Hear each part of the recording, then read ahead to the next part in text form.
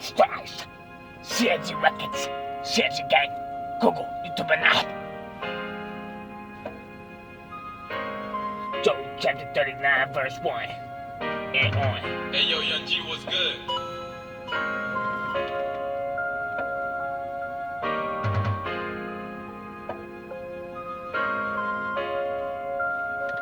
Hey yo, Young G, what's good? Do you know the time the wild mountain goats bear young? Or can you mark when the dead gives birth? Can you number the months that they fulfill? Or do you know the time when they bear young? They bow down, they bring forth their young. They deliver the offspring. The young ones are healthy, they grow strong with grain.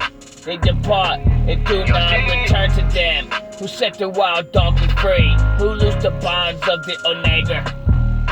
Whose home have I made the wilderness and the barren land his dwelling? He scorns the tumult of the city. He does not heed the shouts of the driver. The range of the mountains is his pasture, and he searches after every green thing. Will the wild ox be willing to serve you? Will he bed by your manger? Can you bind the wild ox in the furrow with ropes? Or will he plow the valleys behind you? Will you trust him because his strength is great? Or will you leave your labor to him? Will you trust him to bring home your grain and gather into your threshing floor? The wings of the ostrich wave proudly, but are her wings and pinions like the kindly storks? For she leaves her eggs on the ground and warms them in the dust. She forgets that a foot may crush them, or that a wild beast may break them. She treats her young harshly, as though they were not hers. Her labor is in vain, without concern, because God deprived her of wisdom and did not endow her with understanding. When she lifts herself on high, she scorns the horse and its rider.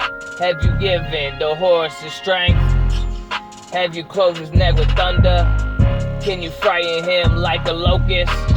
His majestic snorting strikes terror. He paws in the valley and rejoices in his strength. He gallops into the clash of arms. He mocks in fear and is not afraid, nor does he turn back from the sword. The quiver rattles against him, the glittering spear and javelin. He devours the distance with fierceness and rage, nor does he come to a halt because the trumpet has sounded. At the blast of the trumpet he says, aha! He smells the battle from afar, the thunder of the captains and the shouting. Does the hawk fly by your wisdom and spread its wings toward the south? Does the eagle mount up at your command and make its nest on high? On the rock it dwells and resides, on the crack of the rock and the stronghold. From there it spies out the prey. Its eyes observe from afar. Its young ones suck up blood, and where the slain are, there it is. Moreover, the Lord answered Job and said, shall the one who contends with thee, Almighty, correct him? He who rebukes God, let them answer it. Then Job answered Lord and said, behold, I am vile. What shall I answer you? I lay my hand over my mouth.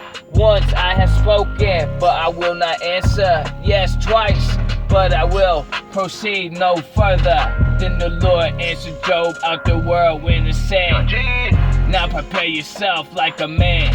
I will question you, and you shall answer me. Would you indeed annul my judgment? Would you condemn me that you may be justified? Have you an arm like God? Or can you thunder with a voice like his? Then adorn yourself with majesty and splendor, and array yourself with glory and beauty.